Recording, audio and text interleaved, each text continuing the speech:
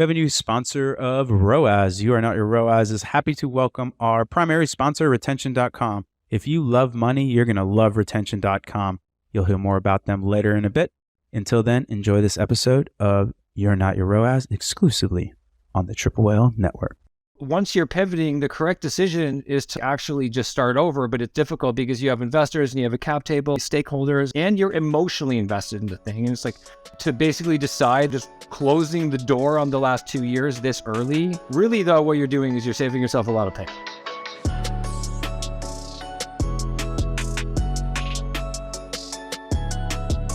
All right, folks, welcome back to another episode of You Are Not Your ROAS. And today we have a special one. I actually didn't even ask how to pronounce the last name, so I'm probably going to butcher it. So don't kill me, Jody. But we have the Oreo killer here, Jody Polishchuk. Polishchuk, close. Polishchuk. Yeah, not that close actually, but close enough. Jody, this has been almost like the cursed episode. I feel like it's like one of those boxing matches that you always want to see happen and never happened, and then finally. After all this scheduling hullabaloo, I finally have you. I'm here. You're here. It's happening. We're here. I mean, it was on us both. I think we both rescheduled a couple of times. I want to say this is like the fifth or sixth time that we rescheduled this. It's a lot, but we're here for you, folks. So we're gonna dive into a lot of really awesome stuff. Jody has a really cool background and a lot of awesomeness, and then a new company that he just started that is actually delicious cookies that are amazing that we'll get into. We actually have a box at the office that everybody keeps diving into. But before that, you're in BC, right? You're in Victoria? Yep, Victoria, Vancouver Island. Yeah, it's beautiful out there. I got to go to a conference, Powerful Eric of D2C Newsletter held like a little C-suite summit out there. He just did. Oh, you were there? Yeah. Well, semi there. So that was the challenge of traveling with launching products and stuff. AJ loves to just launch stuff all the time. And so I was like half at the conference. He was like, hey, we're launching this. And so, but I did get to experience Vancouver, and we actually went up into Victoria, which was stunning. It's beautiful. Really pretty. Yeah, we're spoiled here. Dude, next time you're here, hit me up. Let's hang. Absolutely. I love the little town vibes, and it was fairly affluent, so I didn't realize that, like the proper money out there. My favorite part of it is we stayed in this like nice bougie hotel on the water, and it's just so tranquil and amazing. And they just have these bush planes ripping in and out of there. Yeah. It was just so Canada. I was like, this is perfect. But yeah, it was fantastic. How long have you been there? We moved from Boulder in 2019. So I've been living in British Columbia on and off for the last like 20 years. Grew up in Ontario, left like as fast as my little 18-year-old feet could carry me, and planted myself in Vancouver and just kind of been back and forth for a couple of decades. Kind of cut my teeth in sort of traditional CPG grocery in Boulder from like 2015 to 2019. And our daughter was just about to start school, and we kind of knew that we wanted to come back to Canada. So here we are. And so you're proper Canadian. Grew up in Toronto, yeah. Oh, amazing. Also another really pretty city. Very Chicago vibes, though. Very much so. You're right. Yeah, it really is. It's kind of like, you think about it like East Coast, but it's kind of in between that Midwestern and East Coast vibe. Yeah, really pretty city, though. Terrible traffic. I was really surprised about how bad the traffic was. It was pretty eye-opening to me, but beautiful city. So you've had all these cool little ventures. I want to get into Yuga. I want to get into the juice box, but what was your first foray into entrepreneurship? Like, how did it all start? That's a good question. I mean, I've never not been an entrepreneur. Really? I grew up in a family of first generation Russian Jewish immigrants. And so, my parents are always like, that classic, anyone who's watching this who has any relation to that history will immediately understand. It's always like, as a kid, it's like, what are you going to do? What are you going to be? Right. I think the whole immigrant story is that, right? It doesn't matter where you're from. With my parents, it's like, no pressure. I could be any kind of doctor or lawyer that I wanted to be. Right? And they were like, you pick. Yeah. And I didn't, I had no clue what I wanted to be when I was a kid, but I always knew what I was never going to do, which was like, sit in an office and work for someone. I'm just like, I just not built like that. Anybody watching this, never hire me for anything. It's actually a really interesting kind of commonality between a lot of entrepreneurs I know, where they're essentially incredible at driving their own boat, but would be horrible kind of like rowers. Dude, I'm not employable. Trust me. Yeah, just ever since my early 20s, I've done a lot of stuff. I worked in fine art for most of my 20s. Interesting. Go into that a little bit, because that's a really, like, I'm so fascinated with like luxury markets and kind of things that are essentially just or not necessarily zero intrinsic value, but very low intrinsic value, but very high kind of price tags, where it's just such a fascinating psychology that goes into that. What did you learn in your fine arts kind of expeditions? Well, I didn't have any formal training, and I just kind of started working with artists in my early 20s and started to promote their work, putting on exhibitions, placing their work in collections. Ended up opening a gallery in Toronto in 20. So here's a funny story for you. So, it was a new construction, signed the lease in like 2007. I mean, the market was like white high. You can see where this is going. Yeah. So as many construction projects go, there was a lot of delays. It was a brand new building. And dude, I shit you not, we opened for business in September 2008. Yeah. Not great time. Like, yeah. And like had like, they weren't inexpensive works of art. And so we did pretty good. It was a really, really hard time to be in the business, in any business, but especially like, dude, that's first thing that goes out the window. Right. And, prior to that, I never had any, I was never a gallerist, I never owned a gallery. That was to me just like the natural progression of where I had been. What I realized is like, it's pretty boring, like sitting in a gallery all day long. Yeah. Like you're doing stuff, you're swinging deals, and like, it's pretty boring. You're just kind of, for me anyways, we definitely I wound that down like 2010 or so. I want to say going back. Yeah. So we had the gallery for like 3 years. Didn't do terrible, but it just like wasn't a business success at all. It was a brutal time to be in that world. And so I ended up actually moving to New York, and it was just like, it was a pause in my life. I always wanted to live in the city. I had opportunities to work with other artists in the city on different projects, not private sort of placement projects and different public commissions and things like that. And so moved in the city, lived there for like about a year. And so this is the sort of bridge to the juice box, is that, I've always been into health and wellness. Like I was making almond milk in my kitchen with like Vitamix and like these like bags that you used to make like bubble hash. Yeah. Those ones? Yeah, I do. So back in the day, that's like how you made almond milk, right? I think that might be the first bubble hash reference ever on this podcast. So well done to you, sir. The boulder's coming out in you, but it's all good. I love it. I'm here for it. Shout out Mark Richardson, the bubble man, who I've known for like 25 years, who invented those bags. So anyways, this was at a time when like, this was 2003, like nobody even knew what almond milk was. Like forget about, you couldn't buy it at the store. Nobody even knew what it was. Right. So that's kind of like the dorkiness of my sort of like, health history or whatever. We were consumers of cold pressed juice, my girlfriend at the time, now wife. And so we just loved the product. We'd buy it all the time. And where are you based? Well, I'm in Austin. Okay. Do you know the juice press? The big juice press, it's like they have like 80, 100 locations now in the Northeast. I actually get it out of we have like a bodega / thing called Royal Blue Grocers, and they stock all their juices. I think you might be thinking of Pressed. I'm thinking of Pressed. Okay. Sorry, yeah, that's what I'm thinking of. That's what I thought. So the juice press is, they don't HPP. They don't do it's not like, it's not, it only has a short shelf life. Oh, tracking, like it's like a Juice Land or something out here where like you go into the juice shop. I don't think they HPP. I could be wrong about that. Anyways, they have like 80 locations on the East Coast. So this is when they had one location on First and First, right there where you're going down Houston, and you kind of turn, and there's that little small street where that prune restaurant used to be, is right next door to that. Okay. And so I remember rolling in there one day just to get my juice, and all of a sudden Russell Simmons rolls up in his Maybach. This is like 2010. So dude. New York.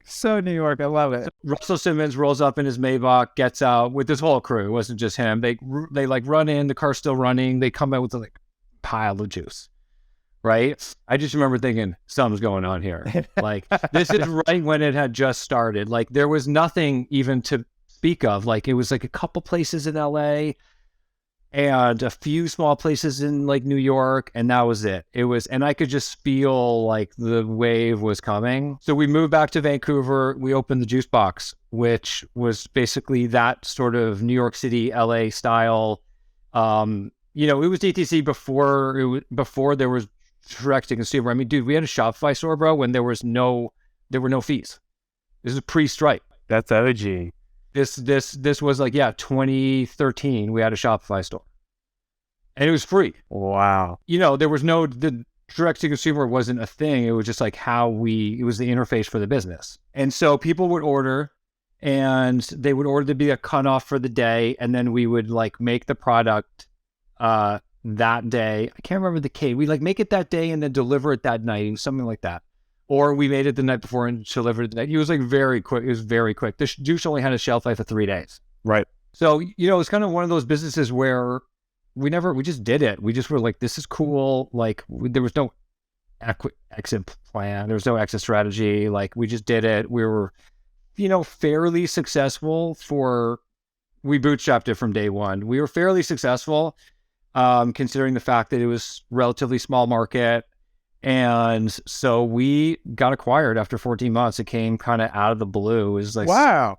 We were acquired by a company called Spud, who at the time was owned, and the CEO is Peter Van Stoke, who's the founder of Jones Soda. Yep. Most people know Jones. And so Peter owns Spud. It's like vertically integrated grocery delivery, and they incorporated cold pressed juice into it. And we were, you know, really, really lucky. I mean, we had an amazing product. We had the best brand, but also, you know, like every success, there was the component of luck and timing, which, you know, those are interchangeable. Luck is timing. It's the same thing. I think those are the two biggest functions of success in a business. Like if you're early or late, you're screwed. And then there's always some semblance of like grabbing that kind of like quote unquote lucky break, but it's almost in every single business lore I've ever encountered. Like it's just if you can nail those two things, like everything else kind of just happens. Timing is everything. Yep, totally with you. So you just sold the juice box. You're all amped up. Now what? Now what do you do with your life? Just sold the juice box. At that point, we had like a very young child. We had like, she was like 2 or 3 months at that point. So basically my, you know, Steve Martin has a really great quote. Have you read his writing? He's an amazing author. No, but I'm a huge fan. Yeah. Three amigos. He has a gritty line. A super important quality for any early success is naivete. Yes. It's the thing that keeps you from knowing just how unsuited you are for what you're about to do. Right? That's entrepreneurship in a nutshell. Absolutely. Like if anybody, that's 101, dude. You're like building the plane as you're flying it. Yep.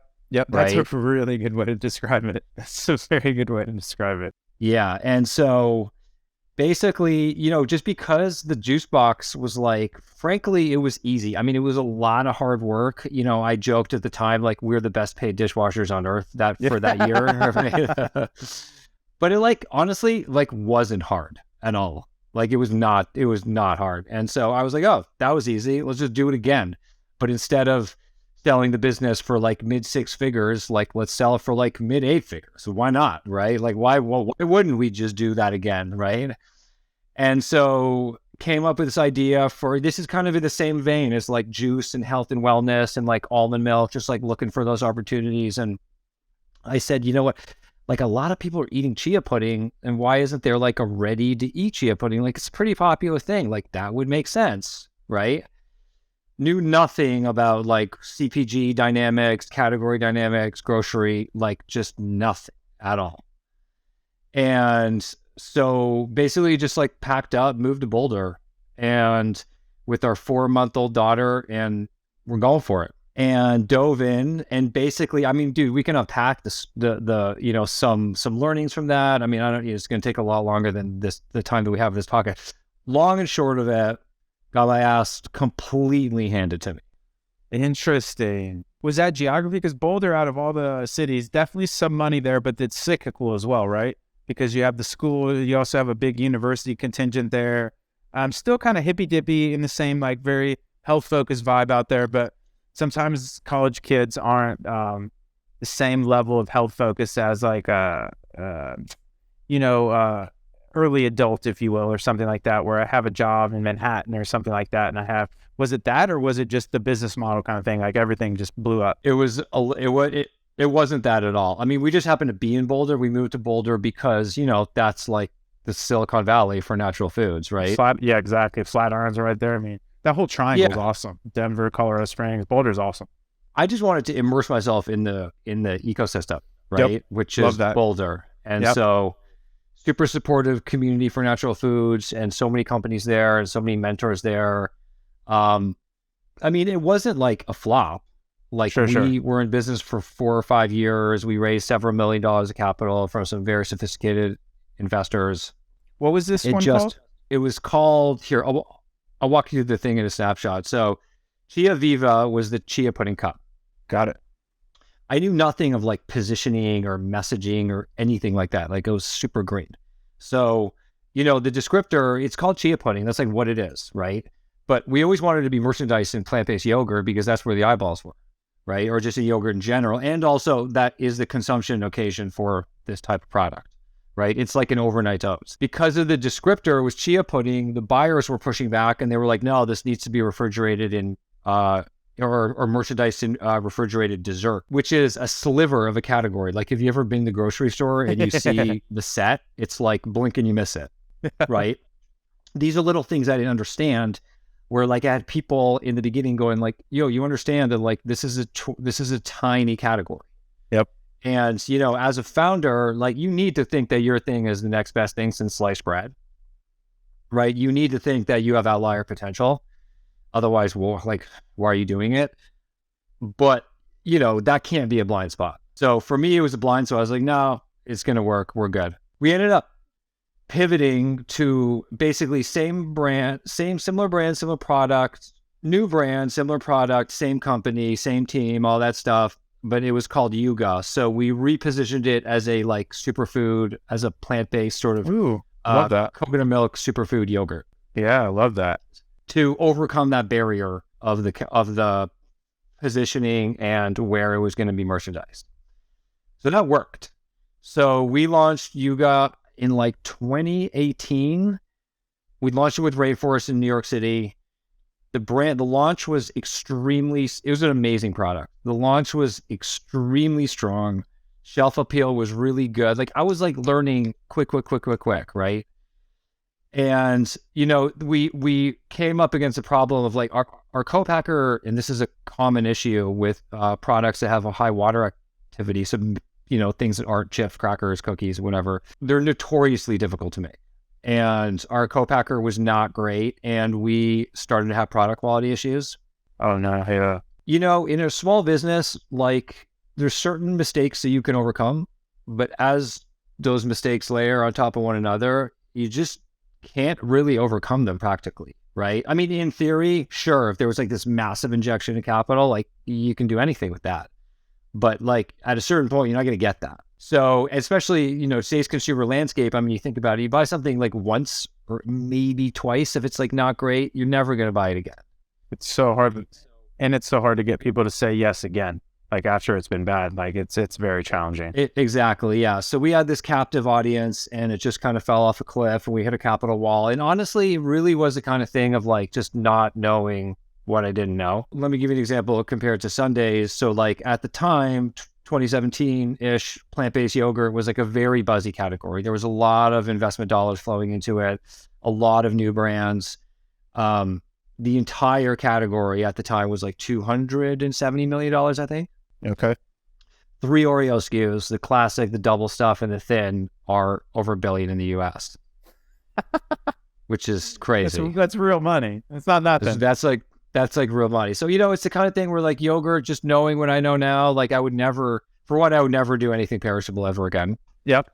And I would definitely never do that again. And like, razor thin margins, difficult to manufacture. You can't sell it online. Small category. It's like, what are you fighting for? That's such a, nugget of wisdom there for all our listeners, especially when you are chasing all these kind of fun, shiny objects. Not like saying you were chasing a shiny object, but like, this is a cool thing. I see the market, et cetera, et cetera.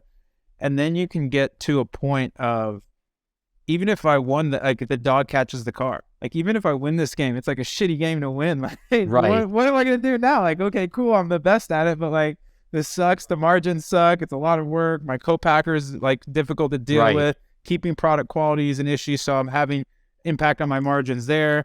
That product quality then flows down into word of mouth, which is how I'm growing. Like, it starts to, like you were saying, like, there's one thing when you have these structural hits that you can, plug the hole or try and build something to make sure the boat doesn't sink. But when you have all these little paper cuts, you're kind of like plugging all these little holes. And at a certain point, like there's holes that aren't plugged because you only have so many fingers, and the boat just slowly starts to sink.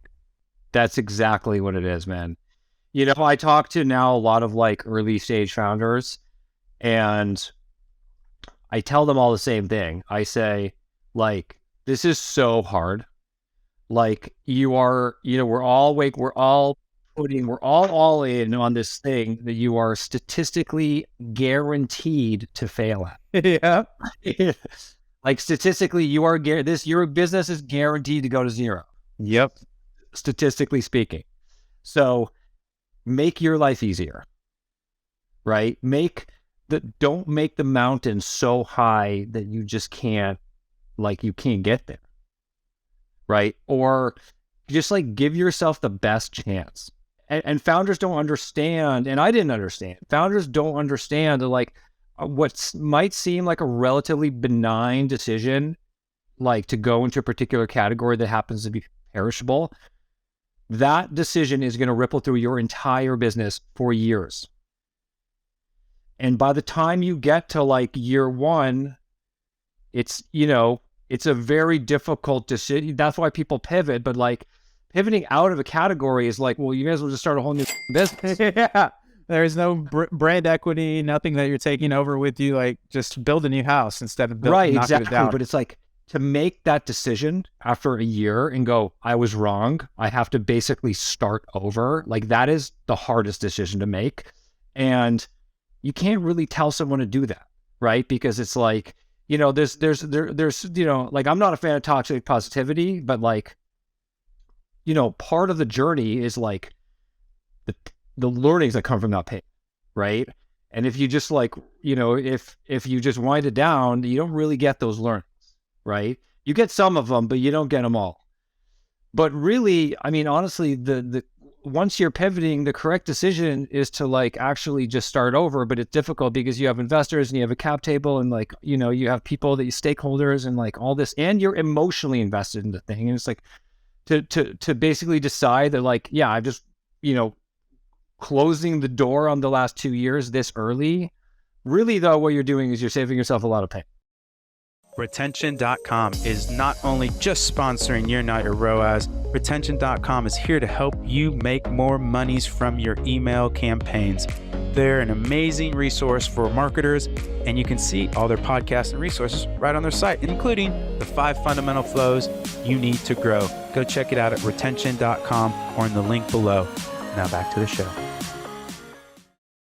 It's very hard to do, to your point, though. That's why I think it's really helpful. It's almost akin to like a fighter retiring. I'm a big UFC fan, and it's kind of like, you never want to tell a fighter to retire, but there's some guys that are going out there and like, dude, you don't need the money anymore. Like, is this a fame thing? Is this like, what are you doing here? And I think having a cabal of awesomeness around you, of people that you respect and you respect their opinion, and you can kind of synthesize enough of those together to, nobody can call their baby ugly. Like, it's hard. It's really hard. And to your point of like, there's definitely some trials and tribulations, and that trauma kind of can embolden you. But to your point, like, play games you can win. Like if you, that's exactly right, really see the headwinds are just insurmountable. It's like, dude, this isn't a capital constraint.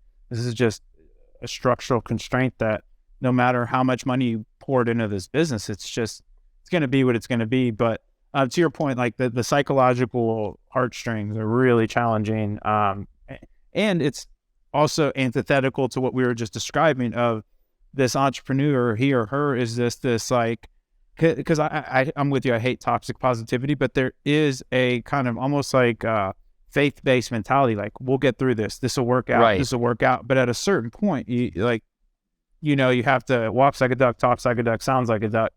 Right. Might be a duck. But what was the final straw? Like, how did you come to that realization that the final straw was that we hit a capital wall, and so it was kind of like, and we have hit capital walls to this before, and we were able to raise out of them. This time I just didn't want to. Yep. It wasn't, I'm not like, blessed John Foraker. I think he's like an amazing dude and such a pillar of this industry, but like, I'm not John Foraker. I'm not here looking for like a 20-year job. Right. And so it just wasn't going to be the outcome. And it wasn't going to be the outcome for myself, wasn't going to be the outcome for our stakeholders. Didn't feel good to go and raise additional capital knowing that, just from an integrity standpoint. No, I love that. There's a great book by Morgan Housel called The Psychology of Money. And it goes into all this like awesomeness. But at the end of the day, like what can you sleep with at night and that kind of stuff, it really matters, because there's a lot of interesting ways to make money, but there's also like a lot of like, and that's obviously just dependent on your personal compass. So I love that is really something that you took into account to make that decision, because it's hard, man. It's really hard. Yeah, and I have a growth mindset. I mean, it was difficult, but it wasn't going to be the outcome. Before we get into Sundays, I want to wrap up the main segment with one last question I like to ask everybody. What is the nicest thing someone has done for you? Ever, soon, later, something memorable, nice. The audience loves this. Okay, let me think about this. I mean, my wife does amazing things for me all the time. I love it. She's one of the most thoughtful people ever. She consistently makes me pictures of tea. She's really into tea. Yeah. And I mean, I could go on and on. She's just amazing. She'll make me a thermos of tea and leave it because she knows I got a bunch of calls and she wants me to have that tea there. I don't know. My parents have been there thinking through. I would have to say my wife, but I can't even just pick one thing because it's just her. She's really one of those such giving people. I love that.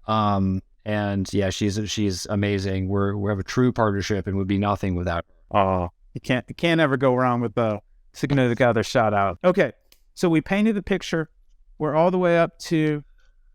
We made some money on the juice box. We had some really interesting learnings from Yuga. Wasn't the path. Now, ironically, you entered the desserts category again, or no? Well, no, it's not dessert. It's and actually referencing Yuga, that was refrigerated dessert. Okay, which is like not as good as actual dessert. Well, there's not a really dessert category. Okay. There's a cookie category. Cookies, okay, which is massive, and there's right? There's a confection. I mean, confections like candy, things like, let's say like moon pies or that sort of stuff. I don't actually know if that falls in the cookie category or not. But no, this is firmly in the cookie category. Okay, amazing. So yeah, for people that don't know, give us the spiel on Sundays first, and then we can kind of dive into it. So Sundays is zero sugar Oreo. It's that simple. They're delicious. Thank you. Yeah. Yuga, it just speaks to this is going back to Yuga until the learnings from that. Like if it takes you longer than 10 seconds to explain to a consumer what you're selling and or why they should want to buy it, you're in trouble. That's such a line. I love that. You can't scale without a really clear value proposition, or it's just going to be a tremendous amount of education for the consumer. So much friction, so expensive. Zero sugar Oreo.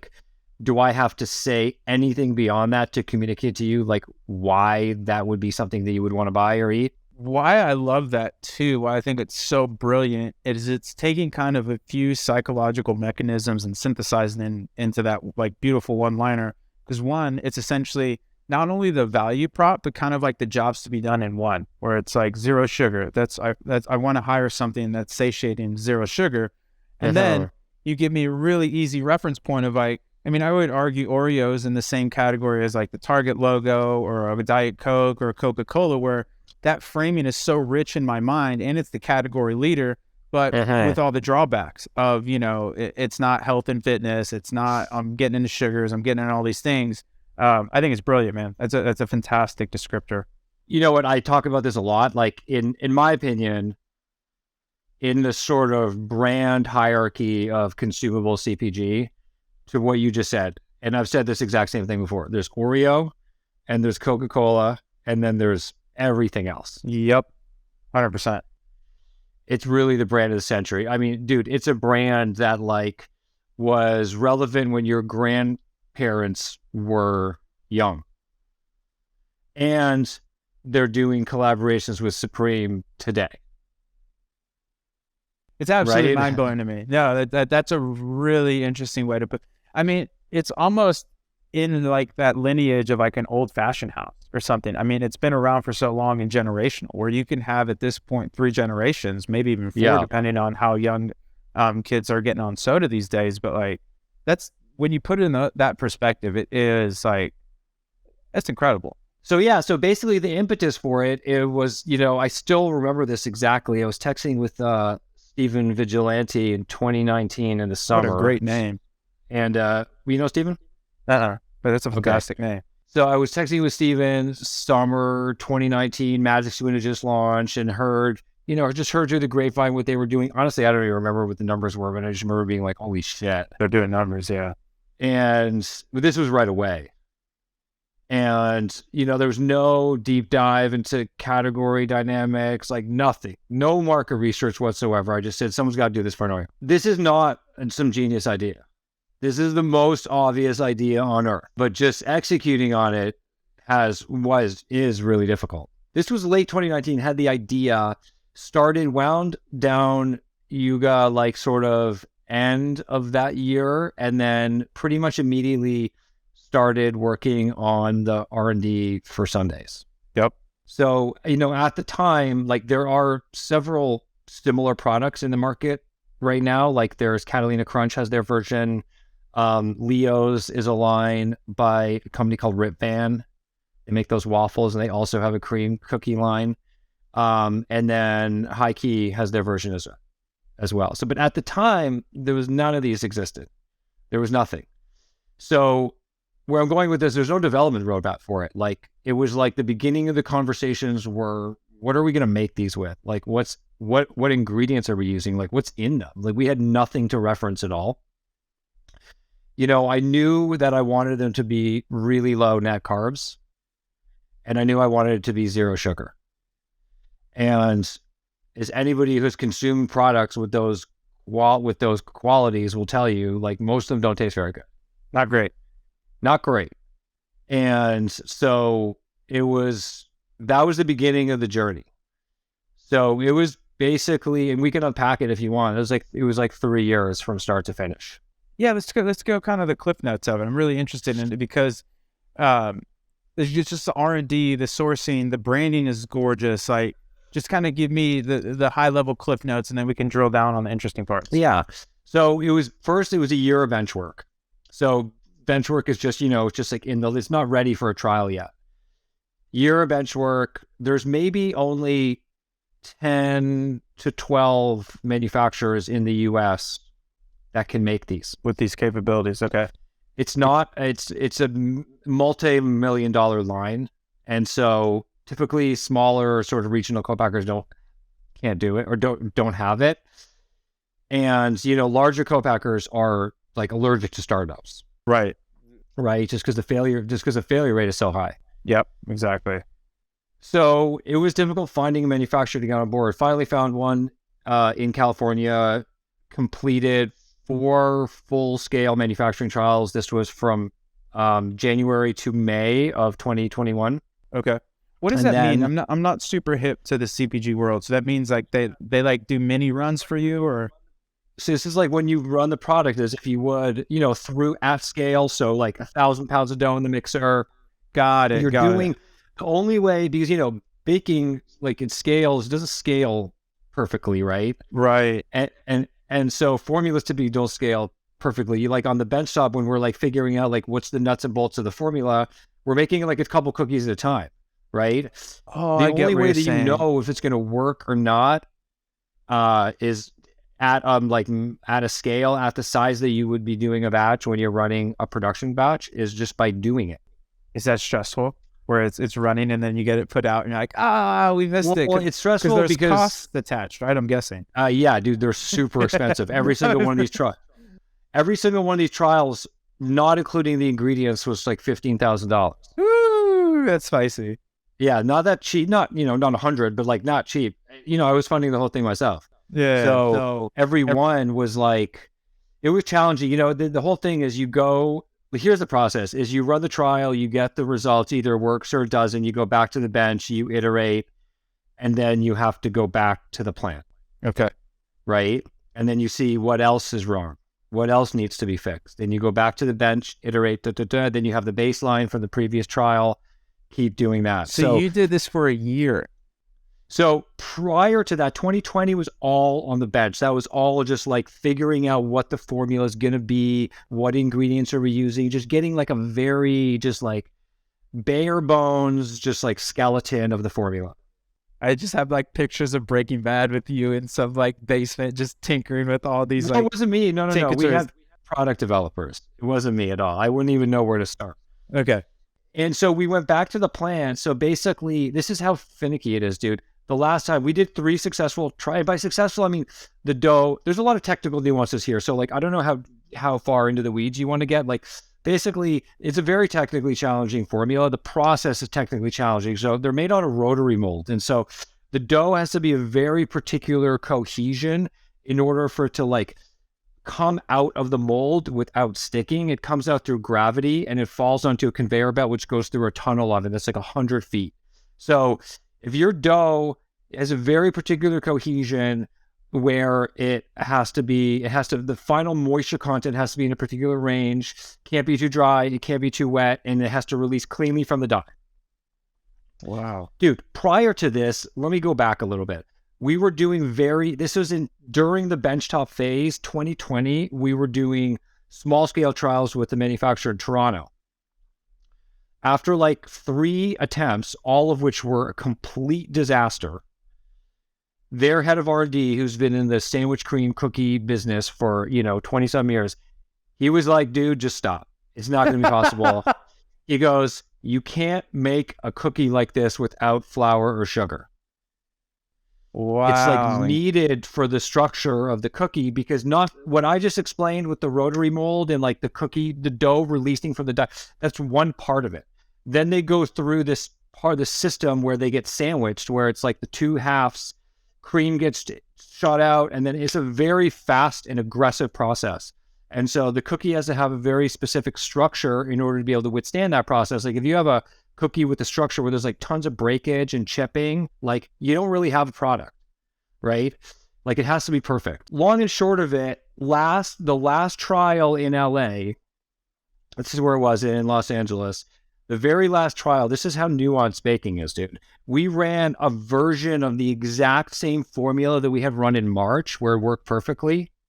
Nothing worked. It was like a complete disaster. No. Everything was sticking to the die, and it was just the fat was like melting out of the cookies. It was a complete mess. And we were scratching our heads. We could not figure out. Like,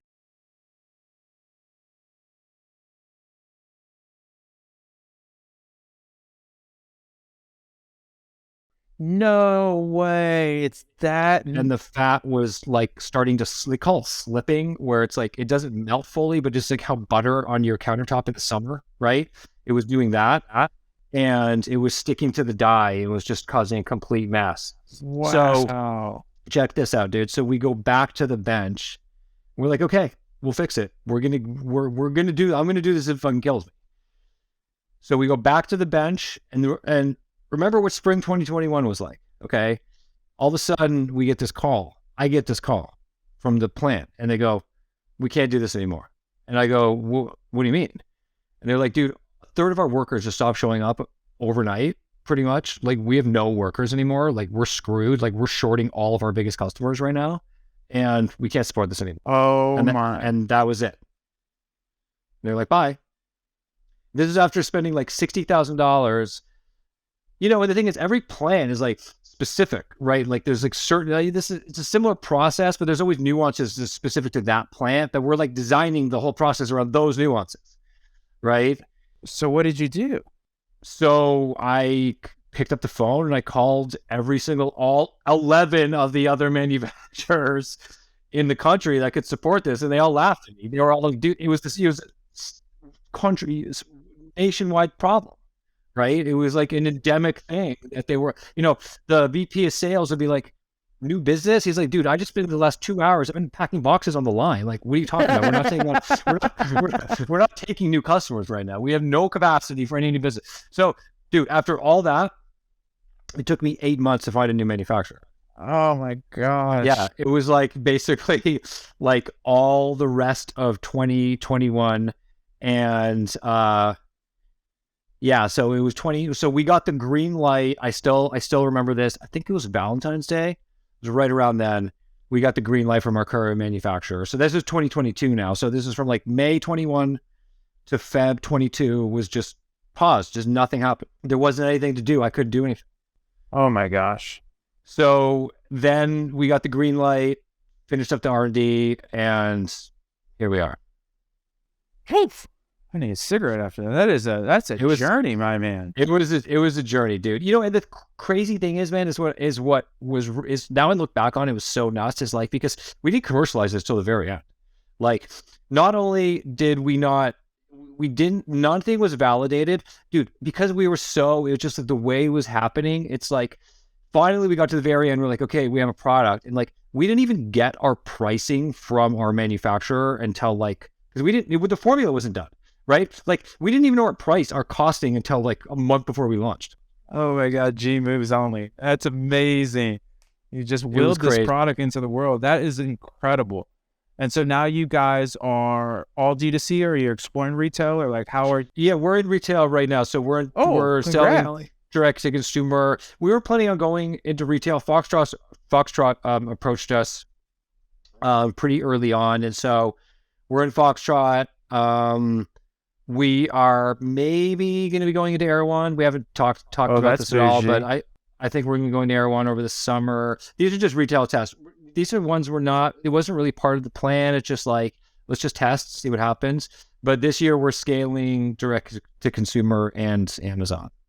That's kind of the Amazon. focus. That's interesting. That was actually on my list of questions for how do you guys approach Amazon? Are you doing fulfilled by Amazon? Or are you just selling? We're doing FBA, yeah. FBA, okay, so you just ship a bunch of pallets to them and like let them rip. Exactly, yeah. It's really new. We're actually sold out right now. We launched on Amazon 2 weeks ago tomorrow, and we shipped them. It was a crazy amount of product, but it was like, a healthy amount of product. It wasn't pallets on pallets, but it wasn't 50 units either.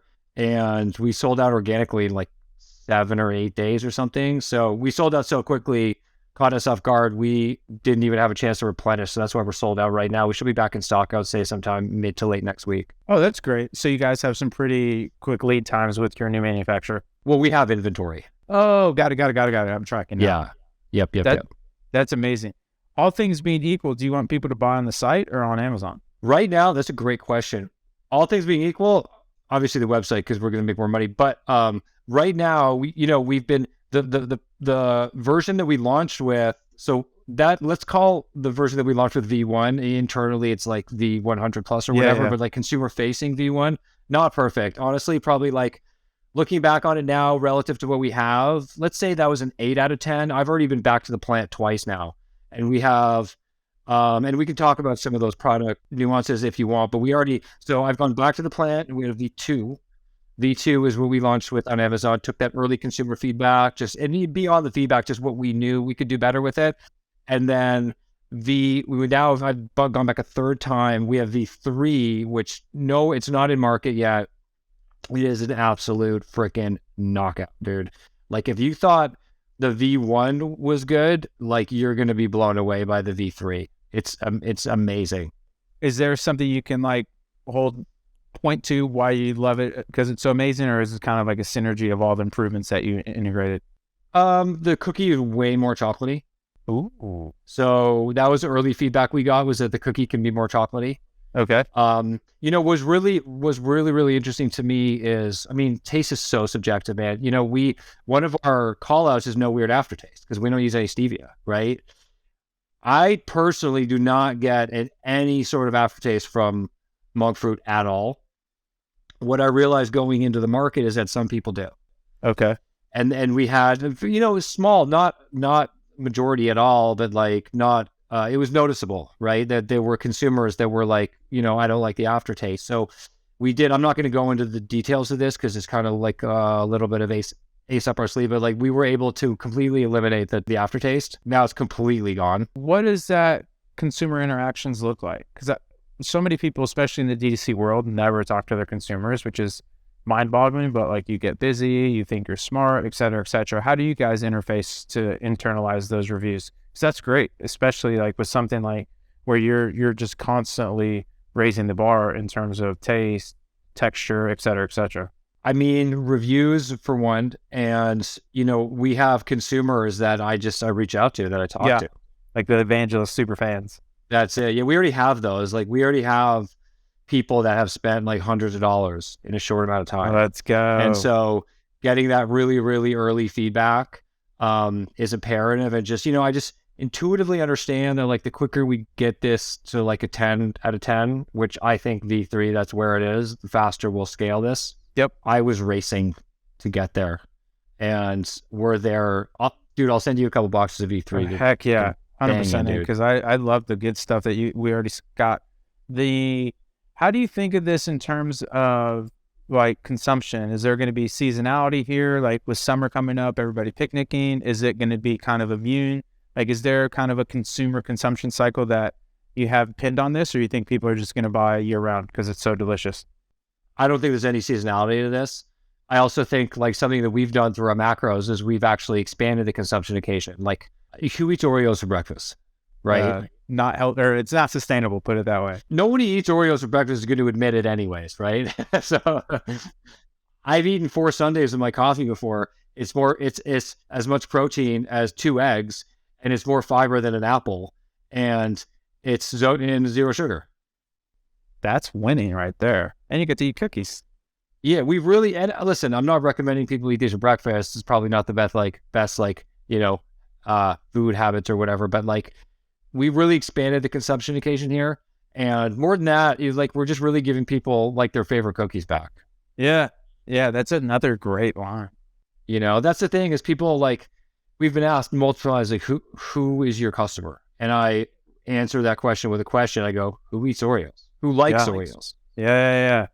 And who wants to be healthier, or just and who doesn't want to eat sugar, right? It's that's like the customer.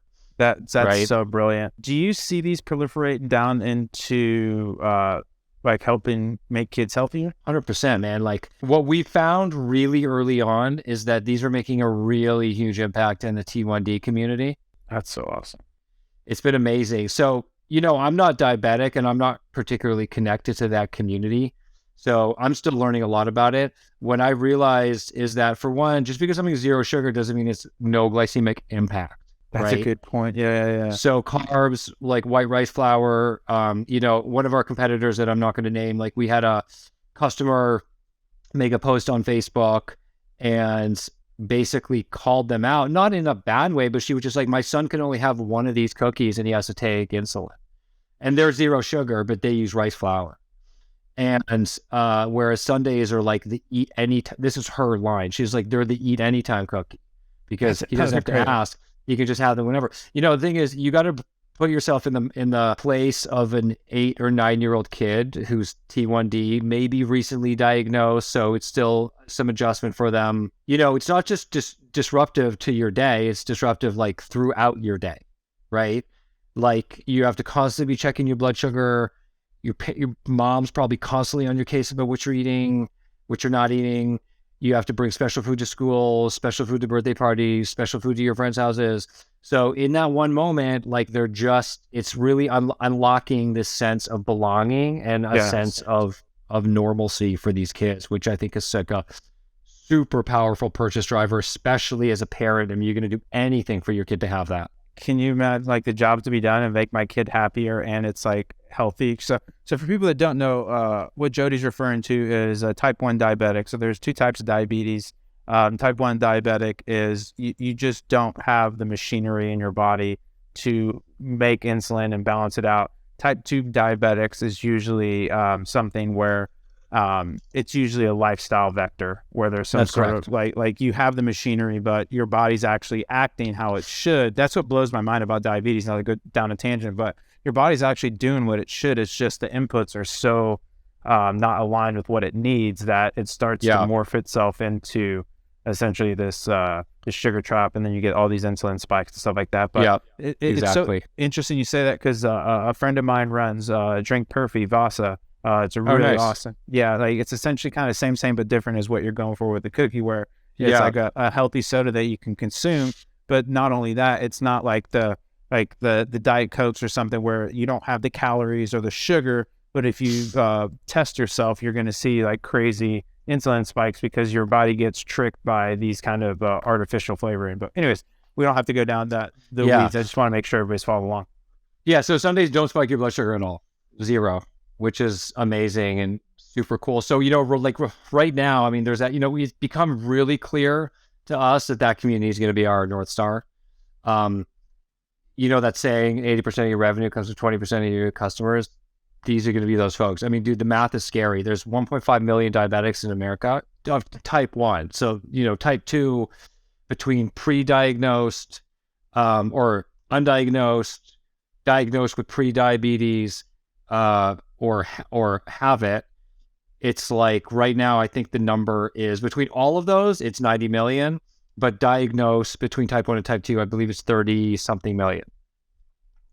Type 1 is 1.5. So, as you start to like look at the numbers and do the math based on like what size business do you have based on 5% of that population as regular customers, however you define that, that's 75,000 people.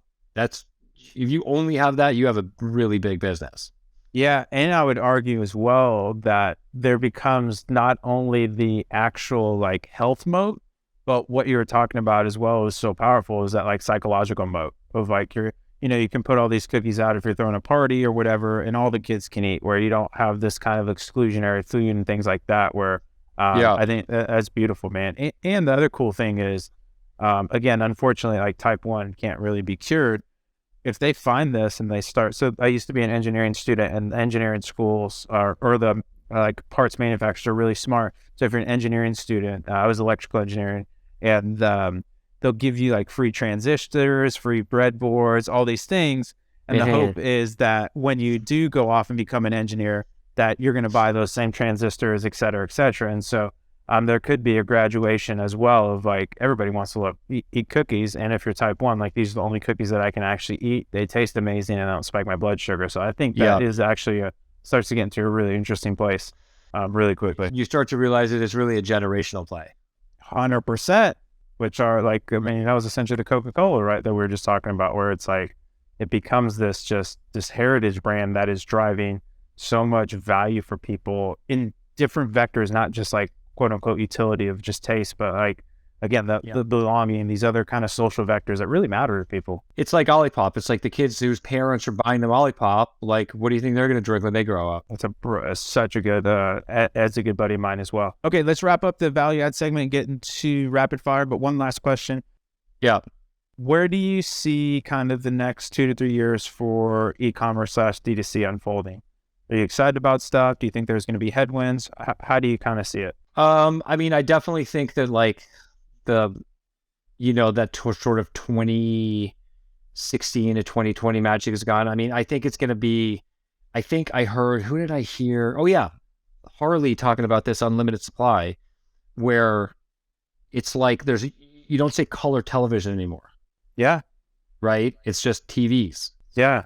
The days of like being able to make it alone in that channel, I think, are over. And it's omni-channel or nothing, I think. Here's the thing, is that the irony is not lost on me that I'm the CEO and founder of a, mostly at this point, digitally native brand. I'm not a DTC guy. Like, I'm not. Like, I don't come from that. It's kind of like learning to snowboard or skateboard like in your 40s. Like, how good how good are you gonna get, right? And so, it's just pretty steep learning curve. And so, honestly, dude, I'm not trying to be an expert in direct to consumer. I'm loving that. Working with experts. I love that. Yeah. And candidly too, a lot of the CPG people that I know, the D2C, it's almost like the kind of metaphor here in Austin is what would happen is people would start like a food truck almost, or not almost, would start a food truck, and that food truck would almost serve as like a proof of concept. And once that food truck actually started popping off, then they would move into a brick and mortar. And I feel like that's kind of the same analogy for like a lot of the CPG people. You get the D2C store, you get some cash flow from it, but really it's getting in the Erewhon, the Whole Foods, the Royal Blues, what have you, and you start to penetrate retail off the back of DTC. Like one of my big brand crushes is Liquid Death, and they don't even sell water anymore on their site. It's only merch, and everything is through Amazon or retailers where they do FBA just because the logistics network is just way better than what they have. So they just ship pallets to Amazon, internalize the freight, don't have this pick and pack, don't have these shipping. And so I'm excited for you, man. I think I never thought the diabetic play, but that's really interesting. And those are really, I don't want to say cost insensitive, but like it's literally like a health food for them, where they can like actually have the excitement of a fun food. It's a really cool brand, and it doesn't like me up internally. It's an incredibly passionate user base. Yes.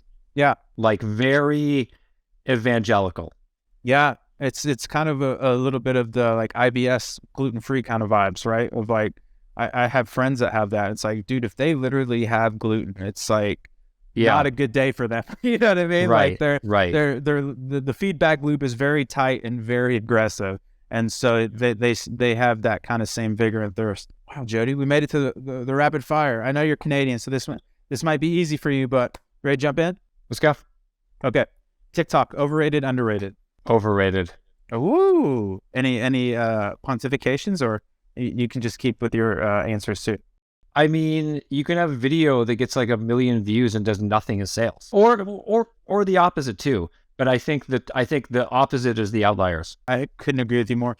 You guys might have some interesting times there, but we obviously B2B SaaS is totally different than CPG D2C stuff. But we saw the same thing. We had a lot of success in terms of TikTok, but no real business impact. And that was the line I've been tossing around is TikTok is great at generating attention, but not great at generating intention of like actually getting people to do a thing. But you can get some stuff consumed down there. We have not been able to figure it out. And candidly, we haven't spent a lot of time trying. I mean, I'm really looking at that 80-20, like where just we get the best output for our dollars right now. Not to take over your rapid fire, but I think that's a really good piece of wisdom there is so many people try and get good at like everything, where it's like find those 2 or 3 channels that you have like product channel fit on. And really hammer those, and then you can find these other ones that you can start to get secondary, tertiary channels bolted on, but find something that works for you first. Yeah, just Facebook, Amazon, dude. It's not complicated. Love it. YouTube, overrated, underrated? Way underrated. Love me some YouTubes. That's my fastest. Way underrated. I mean, dude, it's so like the long form, the long formness of that channel, and like actually, sorry, what I meant was the long tailness of that cannot be overstated. So much money in the long tail. Dude, my brother has a pretty popular podcast. Shout out, Danny. It's called Boys Cast with my brother and Ryan Long, and they had a couple ad spots open, which they gave to Sundays, and there's a promo code, and like that was like a month or so, or over a month ago, and like we're still getting, and they have like a lot of content, so it's like now it's like buried down, right? We're still getting orders from that. That's beautiful. I'd love to hear that. Food in Victoria, overrated, underrated? It's neither really, because there's not an amazing food scene here. There's a couple really good spots, but it's not, it takes people to move here to open really great restaurants here. And it just, there's a few, but there's not many. Okay. So accurately rated. It's accurately rated. I mean, I wouldn't say that the food scene in Victoria like has a reputation for being great or not. For sure. Okay. Fair play. Toronto, overrated, underrated. And that depends on who you ask, dude. I don't think it's a very livable city. I think it depends on what age you are and That's a what fair you point. want in your life. Like for me, I'm at a point, I'm in my early 40s. Like to me, there's an inverse relationship between quality of life and the population of a city. I couldn't agree with you more because I'm getting older too. I'm 37, going to be 38 in April. And like Austin is really and it's starting to become bigger-ish, but like that 1.5 million to like 2 million kind of person city is like perfect for me, where it's like I have enough of the amenities of a big city, but it's not LA, Chicago, Toronto, where it's just the population density just gets so crazy that you really have and not to get like super hippy dippy, but almost like a fraying of societal fabric, because you can't, like, if you go to New York and you go on the subway, right? Like the first like crazy person on the subway, you're like, oh, I need to help them, blah, blah, blah. But you either get conditioned, like I either have to leave or I have to lose my empathy. There's no in between of helping everybody, and it's challenging. That is exactly right. What's that saying? There's that line, live in New York once, but leave before it makes you hard. Yeah. And live in Northern California once, but leave before it makes you soft. There you go. Exactly. Right? the corollary to that. No, absolutely. Okay. One more Canadian judgment. Vancouver, overrated, underrated? Way overrated. Yeah. Used to be super cool. For people that live there, you know exactly what I'm talking about. It's just no longer that cool. It's the most stunningly beautiful city in the world. There is nowhere like it, where you have the mountains and the ocean just like right there. Like there's no, and I'm not exaggerating, there isn't another city like it on Earth, but it's not that livable anymore. And frankly, it's not that cool anymore out there. Yeah. It's price. I didn't realize how expensive it was. It was stupid expensive, dude. It's obnoxiously expensive. Teardowns are like a couple milli. Yeah. Is that exactly? You're buying the dirt essentially. Yeah. Dunkin' cookies, overrated, underrated? Are you dunker? Correctly rated, which is definitely a dunker. Yeah. Okay. That's with the other dude. V3 is so. I was dunking last night, bro. V3 is so much more dunkable than V1 because we adjusted the oven. Like we're getting really nerdy with this formula now. We adjusted the oven profile, which really improved the texture meaningfully, like in a major way. I'm going to send you a couple boxes, dude. I can't It's crazy. wait. It eats like a flour cookie. It's crazy. And so V1 wasn't super dunkable, but V3 is just like an Oreo. Off the dunkability scale. I love that. Follow-on question. Are you a one bite or multi-bite? I'm a multi-bite. Multi-bite, I am too. Yeah, Sometimes when I feel a little crazy, I'll go for the all-in, like a sushi roll. If I'm dunking and I dunk for long enough, then I'll do the full, just the one, because Same. it just goes, right? Perfect. Yeah. Fair play. Very, very good caveat. Shopify, overrated, underrated? Underrated. I talk to people and they're like, are you on Shopify? I'm like, as opposed to what? Yeah, the Succession.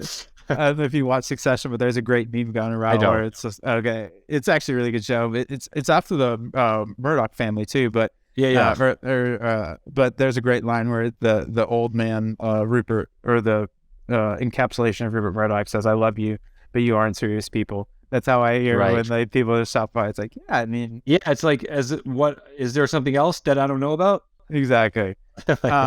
Retail, overrated, underrated? Underrated is where everybody shops. Yep. I love that. And I mean, dude, your CAC on a retail store shelf is 0. Yep, 100%. And I'll tell you what, people that I know that run CPG brands are like, man, freight is so much better than when I get my shipping bill for my D2C site, where I have pick and packs, you have actual shipping fees, et cetera, et cetera. Right. If you could get any person to collab with Sundays, who would it be? Probably Snoop Dogg. Oh, that's a good one. I mean, because I've thought about this before. I mean, that's dude, a good one. Like, what could possibly be better than Snoop Dogg stone-ish eating a bunch of Sundays, dude? That is Snoop. If you're listening to the show, hook up with Jody. That's a brilliant. I don't know if you've seen the kind of he's talking these days, but I'm pretty sure he's for hire. Yeah, that's a brilliant idea. Yeah, so, I just saw him on the. Somebody's watching here. They want to sponsor Snoop Dogg sponsorship. Hit me up. Let's go, ROAS community. Get Snoop some Sundays. Favorite meal and why? Well, I eat basically the same thing every day: rice, red protein, both meals. Don't have to think about it. It hits all my macros. Supports how I want to feel.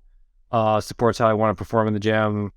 And I eat a lot of steak. Steak, I interchange rice and potatoes as my form of carbohydrates, and then protein, either steak or fish, and that's pretty much all I eat. I love it. I love it. Favorite place to travel to and why? That I've been or haven't been? That you have been. That I have been. Hawaii. Yeah. Which island? We typically go to either Big Island or Maui. Been going since, we're lucky, like, because we live here, so it's like not that far away, or it's closer. Yep. Certain places where you go, where, Dominican or whatever, you're just like, cool, but I don't ever need to come back here, right? Hawaii, first time I ever went, and anyone has been to Hawaii knows exactly what I'm talking about. Have you been to Hawaii before? Yeah, but only to Kauai. Okay, cool. I haven't been to Maui or the Big Island. Been to Kauai as well. So 2006, I went for the first time, and like within the first 30 minutes, I was like, I'm going to come back here for the rest of my life. Yeah. And we try to go once a year. It doesn't always work. We're going actually at the end of May for a wedding. Let's go. We're going to be in Maui. But yeah, I mean, it's a special place for our family. Our daughter is 8, and she's been like 5 or 6 times, I want to say. So it's like the place where we go. Kauai for me was magical because I'm kind of outdoorsy. I like kind of not, and it's basically like a small town almost. There's like a couple little towns, and then because half, like the whole northwest of the island is national park, so you can't even live there, and it's awesome. It was when you were there. Did you hike the Kalalau, the Nepali coast? Oh, it's a small digression. I almost died. So I'm really? I'm like a big backpacker. I've done a bunch of backcountry stuff, yada. And then you read like all this like most dangerous trail in the world, blah, blah, blah, all this stuff. And you're like, whatever, I'm fit, I'm healthy, blah, blah. So I have this massive pack. This is me and my girlfriend at the time, and she's also outdoorsy, and we're just cranking through it. And for people that know, the Kalalau is like this tiny trail. It's basically everything is maybe 2-3 feet wide. Like very rarely can you go double wide. It's all on the Nepali coast. Like it's absolutely gorgeous, but it's all uphill. It was proper hiking. Where I missed was I didn't bring any like hydration tablets. Like so, right. I ended up because it was sweaty or it's humid and hot, and like even when you start in the morning, there's a bunch of it where it's like proper exposed, and so you just can't get away from the sun. And so I just end up bonking. Like we stopped like 4 or 5 miles through. There's something called Crawler's Ledge that's super sketchy. That you have this like huge exposure. It's basically like 200-300 feet down to the water. And it's really narrow, right? It's so narrow. It's like proper scary. And you're like with this big pack on, yada. Because we were gonna hike into the beach, stay a night at the beach, and then hike back out, which I also realized was probably not the path, even if we would have made it, because the hike is brutal. Like it was so brutal. Anyways, we get to a place, and then right after Crawler's Ledge, I just super start bonking. I have to end up dropping my pack, and so I'm just shirtless, just throwing water in myself. At this point, like I'm so far down, and then end up like just super cramping. We barely make it to the last helipad. So there's 2 little helipads that they have. We make it to the helipad. My girlfriend is screaming down at this boat. This boat comes up, and again, this is like super far, so maybe 200 feet down to the water. Telling them to call a helicopter. And so the whole time we're waiting for helicopters, but there's a lot of tour helicopters that are flying by. So we think it's this. Finally, like right at sunset, the people come rescue me, but they don't have enough room on the plane for my girlfriend. And so one of the firefighters stays, because this is search and rescue that they come in, stays. We fly back. And the other thing that messes you up, so I was done. I was cramping. I was all messed up. But you get this huge adrenaline boost because you just got saved. And so like I'm on the helicopter, like, oh my gosh, I'm going to pay so much money, like, oh, blah, blah, blah, blah. End up landing. They have to fly back super quick because they don't fly after sunset. And so if they don't get back in time to pick up my girlfriend, she's sleeping there with the firefighter guy. Ends up everything works out. And it ended up because she was with me. They're just like, oh, if we send you to the hospital, you're gonna have to pay for all this stuff, but you're just really dehydrated. Like, here, I'm gonna give you some fluids in the back of the ambulance, and like, we'll just release you to your girlfriend. So I didn't have to pay for anything, but it was the closest I've ever gotten to my card being pulled, because I was soaking wet, no clothes. The pack was basically inaccessible. All we had was this tent, and it gets cold because we were on the ridge, so it gets like 50, 60, totally wet, no shirt, no sleeping bag, nothing. Like, it could have been it would have been bad. And so anyways, that's my long drawn out story. I've only been to Kauai once. I need to go back. My story is actually not dissimilar than that. I didn't almost die, but it was the one and only time in my life I got Giardia. I'm not going to go into the details of that, what that experience. Not great. But, you know, Hawaii, like Kauai in particular, is like a very rustic island, as you know. So rustic, yeah. So I don't know what happened, maybe a piece of lettuce or who knows. But like, dude, it was not fun. And so it was for 3 weeks. And I mean, I'm like not, you know, I mean, like I've got a little more bulk now than I did then, but I lost like 10 pounds, which is like, I don't even know where that would come from. So I'm due to go back to Kauai because that was my one and only time there, but we always go to Maui or the Big Island. Yeah, I was a big fan of Kauai, but that's my like nightmare fuel is whenever my stomach's not under me when traveling or just not traveling. It's terrible. Okay, Jody, let's wrap up on the last question. If you could have dinner with 3 people, dead or alive, fictional or non-fictional, who would they be? So you're at a table for 4, you're sitting at the head. Who's getting the 3 invites from Jody? So fictional or non-fictional? That's a good question, dude. I got to think about this for a second. Well, obviously Batman. Amazing. I think you're the first person to go fictional. Let's go. Really? Yeah. I mean, it sounds so much more interesting than a non-Batman person. 100%. Right. Definitely Batman. I gotta say, I mean, I could think about this for days. I think Bill Maher would probably be up there. I think he'd be a super cool dude to hang out with. You know, actually, I'm gonna throw out another Bill. Do you know who Bill Hicks is? Yeah, the comedian, right? Bill Hicks, dude. Yeah, that'd be That funny. guy, the double man. bills would be funny, and then you have Bruce Wayne / Batman. And I know that Bill Maher is probably a big Bill Hicks fan. Anybody watching this doesn't know Bill Hicks, Google that. It's funny. He's good. He's really funniest. Good. Yeah, the funniest. He's strong. Yeah, have you listened to a lot of his comedy before? A little bit ish. Rogan. I listen to a lot of Rogan, and Rogan kind of turned me on to him, but they didn't do it like they used to, man. Bill Hicks is an OG dude. He really is a comedy legend. Him and Carlin are really yes, amazing. Carlin. Yeah, listen to the one with Bill Hicks. The one, and he has a lot of. You know, the cool thing about Bill Hicks, because you know he died right as he was getting really, really famous. Like he was about to become really popular, and then he died of brain cancer. I think this was 94, 95, and so because he wasn't a comic for that long, like you can listen to basically all of his material if you really try. There's not that much out there. Check out the one bit where with the positive LSD story. Okay. And whoever's watching or listening, just Google Bill Hicks positive LSD story. I will send you the link after this. It's so amazing. Good. We'll put it in the show notes as well. Yeah. Jody, this was fantastic, my man. This was fun, bro. Thank you for having me, dude. I know. I'm so glad it happened. Where can the people follow you? How do they order some sundaes? This time's yours, my friend. You can follow me on LinkedIn. That's kind of the only place where I'm there. And I eatsundays.com, EATSUNDAYS.com, and on Amazon. I love it. All right. Follow Jody. Go buy some cookies, Amazon or the website. Both are amazing. If you want to get more involved in Triple Whale, we are at triplewhale.com. Go get you some amazing analytics, attribution, insights, the whole gig. And then we have a fantastic newsletter that goes out every Tuesday, Thursday called Whale Mail. So you can subscribe right at triplewhale.com/whale mail. Jody, you're a legend. Let me know if you're ever in Austin, man. I super vibed as you. You're everything and more. They say never meet your heroes, but they were wrong on this one. You crushed it, my man. That's the kind of you, bro. I'm looking forward to hanging out, dude. Thank you for having me. Next time I'm in Austin, I'll definitely hit you up. We should go to the mothership, dude. Rogan's new spot. Oh, we have to go. The comedy mothership. He's taken over the whole. He tried to buy a bunch of comedy clubs, and then somehow something fell through, and now he just opened it. Yeah. No, there was when he first moved down here, because I used to work for a company called On It.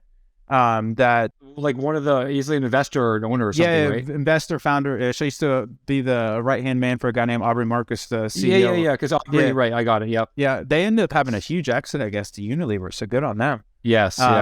But no, I have to go. Big fan. So we'll do it. We'll get opened recently, and apparently it's tough to get a ticket, but I'm sure I'm sure it'll open up soon. I love it. All right, Jody. Until then, thank you, my friend. Thank you, brother. You're the best. All right, folks. Oh, we give away merch. So I need a safe word so people can email me this safe word and get some merch. What's a good word?